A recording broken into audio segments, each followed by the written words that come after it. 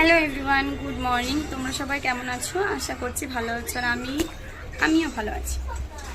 তো মাথায় আজকে তেল দিয়েছি, কেন কি শ্যাম্পু করবো ওই জন্য। তো আজকে তো সানডে। আর ওই দেখো, ওখানে আমার বেবি টিভি দেখছে। টিভি সকাল হয়েছে আর টিভি দেখা শুরু হয়ে গেছে। অনেকক্ষণ বদমাইশি করছিল, তো ভাবলাম টিভি দেখুক, টিভি দেখলে তো বদমাইশি করবে না, তো ওই জন্য। আর আমি এখানে বসে আছি কেন? উফ, সকাল থেকে অনেক কাজ করেছি, শুধু 2-3টে কাজ বাকি আছে। ঘর মোছা আর জামা কাপড় ভিজিয়েছি অনেকগুলো, 2টো কাঁথা ভিজিয়েছি, সেগুলোও ধুতে হবে। আর রান্না করা বাকি আছে, আর স্নান করা বাকি আছে। তো যাই হোক, তোমরা ভিডিওটা দেখতে থাকো। আমার একটা কল আসছে, হ্যাঁ, তো আমি একটু পরে তোমাদের সাথে কথা বলছি। আর সকাল থেকে কিছু সেরকম একটা খাইনি বলে প্রচণ্ড খিদে পাচ্ছিল। চুলটা খুলে গেল, তাই পুরোটা নিজেই খুলে দিলাম। তো যাই হোক, সকাল থেকে সেরকম কিছু খেয়ে কাজ করছি না, তো ওই জন্য একটু কষ্ট হচ্ছিল। তাই ভাবলাম দোকানে যাই, একটু মুড়ি নিয়ে আসি। তাই মুড়ি দিয়ে জল চিনি দিয়ে এখানে বসে বসে খেলাম, তাই বসেই আছি। আর ভাবলাম তোমাদের সাথে একটু গল্প করে নিই, তো ওই জন্যই ব্লগটা শুরু করলাম এখন থেকে। এখন বাজে 10:10। তো দেখতে থাকো আমার ব্লগটা, এখন থেকে শুরু করলাম। আমি তো বেশি একটা ব্লগও করি না, তা যেটুকুনি পারবো তোমাদের সাথে শেয়ার করব, ওটাই তোমরা দেখো। তো চলো, ব্লগটা তোমরা দেখতে থাকো। এখান থেকে উঠতেও ইচ্ছে করছে না, জানো তো, ভালো লাগছে না উঠতে, মনে হচ্ছে কি বসেই থাকি। আর তার মধ্যে তো এক্ষুনি খেয়েওছি, ওই জন্য আরোই মনে হচ্ছে এখানে আমি বসে থাকি একভাবে। আর এই যে টিভি দেখছে, তোমাদের বললাম চুলটা খুলে গেল।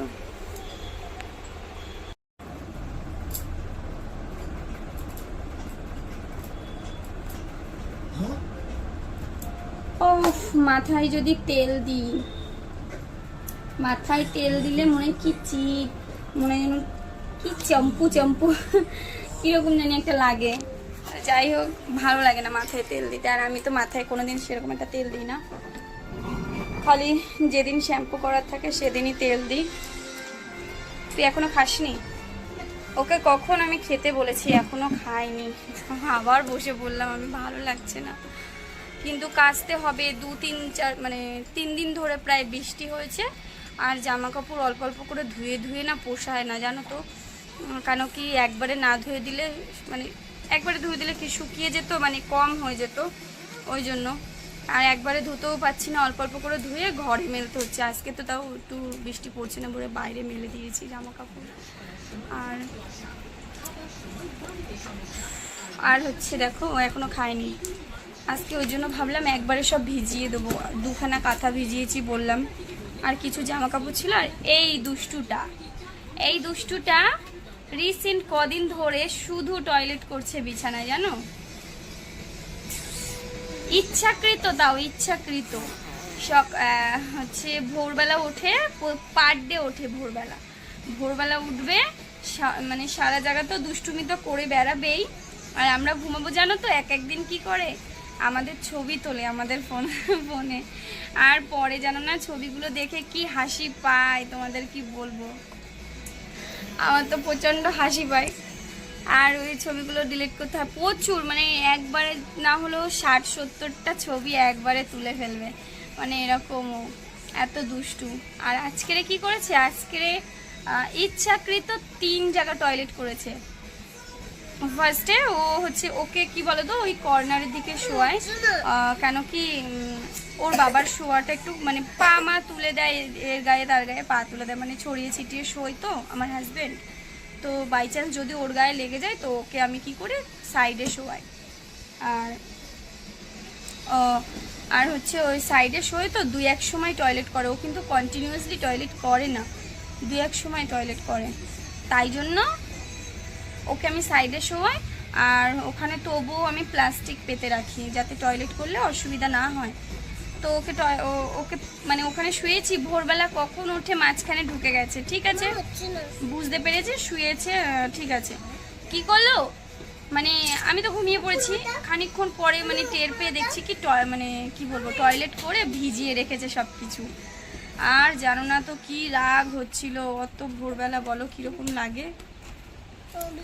তারপরে তো আবার আবার খানিকক্ষণ পরে উঠেছি, আমি উঠে আবার আমি সাইড হয়ে গিয়ে শুয়েছি, ওই জায়গাটা কাঁথা বিছিয়ে দিয়ে শুয়েছি। আবার কি করেছে, তাও মিনিট খানিক পরে, মিনিট খানিক না অনেকক্ষণই, প্রায় ঘন্টা হবে হয়তো, তারপরে দেখি আবার টয়লেট করেছে এক জায়গা।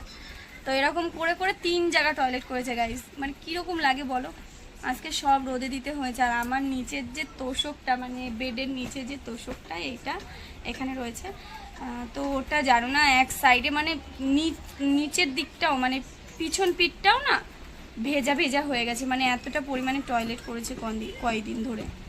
আর কিছু করার নেই, ছোট মানুষ, কিছু বলারও নেই। একটু বকি, 2-1 সময় বকে ফেলি, কেন কি রাগও হয়। এত টয়লেট করলে হয়, বিছানায় পেতে রাখি, ইচ্ছা কি তো টয়লেট করে জানো না, ইচ্ছে কি তো করলে তখন তো এমনিই রাগ হয় বলো। খুব দুষ্টু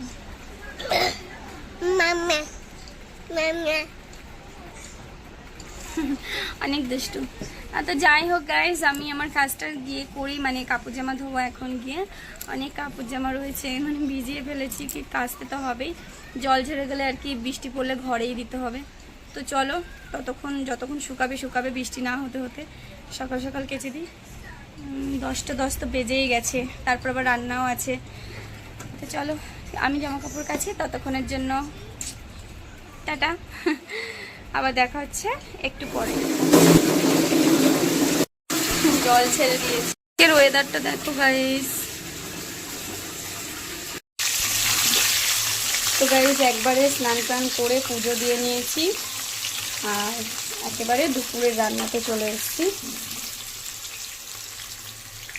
ও আজকে হবে সানডে জানো, আজকে হবে চিকেন। এখানে মশলা করে রেখে দিয়েছি, এখানে আলু ভাজি, আর এটা হচ্ছে পুঁইশাক কুমড়ো আলু বেগুন দিয়ে একটা চচ্চড়ি। আমার এই তরকারিটা খেতে খুব পছন্দ করি আমি, মানে ভালো লাগে আমার। আর এখানে পেঁয়াজ টেয়াজ কুচি করে রেখে দিয়েছি। স্নান করেছি, শ্যাম্পু করেছি কখন, কিন্তু চুলটাকে ছাড়িনি। রান্নাঘরে আসলে জানোই, থাক চুলটা ছাড়া দরকার নেই। আর রান্নাঘরে আসলে তোমরা জানো যে কতটা গরম লাগে, চুল ছাড়া মানে ছাড়লে তো আরোই গরম লাগবে। তো থাক, ওই জন্য আর চুল ছাড়বো না এখন। রান্নাটা সেরে একটু ফাঁকা হয়ে একটু ফ্রি হয়ে নিয়ে চুল ছেড়ে দেবো। তো চলো রান্না করে নিই, তারপরে তোমাদের সাথে আবার দেখা হবে। আর দেখো গাইস, ঝমঝম করে দুপুরবেলা কেমন জোরে বৃষ্টি শুরু হয়ে গেছে। হ্যাঁ, আর দুপুরবেলা খাওয়া দাওয়ার পরে ভাবলাম একটু শুই, তো তোমাদের সাথে সেগুলো শেয়ার করতে পারিনি, যেটুকুনি পারলাম শেয়ার করলাম।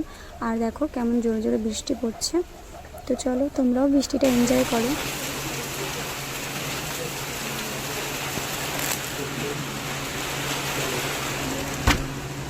তো গাইস তোমাদের দেখালাম বৃষ্টি পড়ছিল, কত জোরে জোরে খাওয়া দাওয়া করেছি দুপুরে।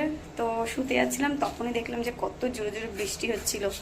আর তাড়াতাড়ি করে ঝটপট করে জামা কাপড়গুলো তুলে নিয়েছিলাম। আর দেখো চুলটা আমার এখনো ভেজা, এখন খুলে দেওয়াই যায়।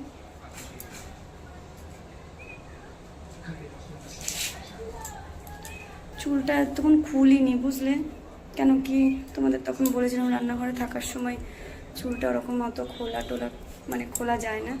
তো যাই হোক, চুলটা হালকা হালকা ভিজে আছে, শুকিয়ে গেছে বেশিটাই।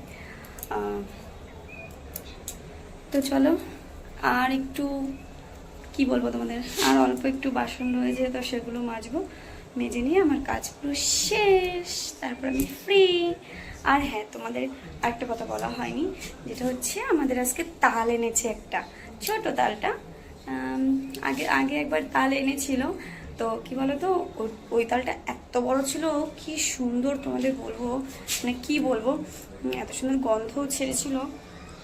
কিন্তু ভাবলাম মানে আমার শাশুড়ি মা বলেছিল যে উনি এসে করবে, কিন্তু উনি আর এসে করেনি। তো আমি আর পরে জিজ্ঞাসাও করিনি যে আমি করে নেবো কিনা।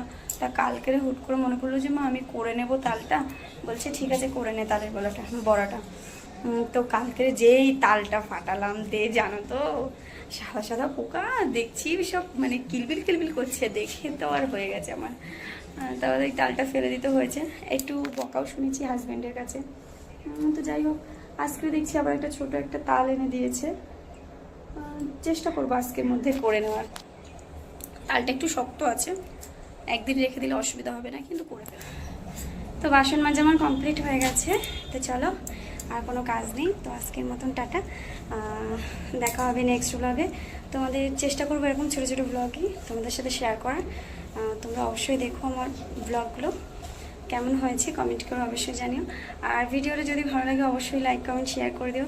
আজকের মতন টাটা, আর আমার চ্যানেলটিকে সাবস্ক্রাইব করে দিও। টাটা।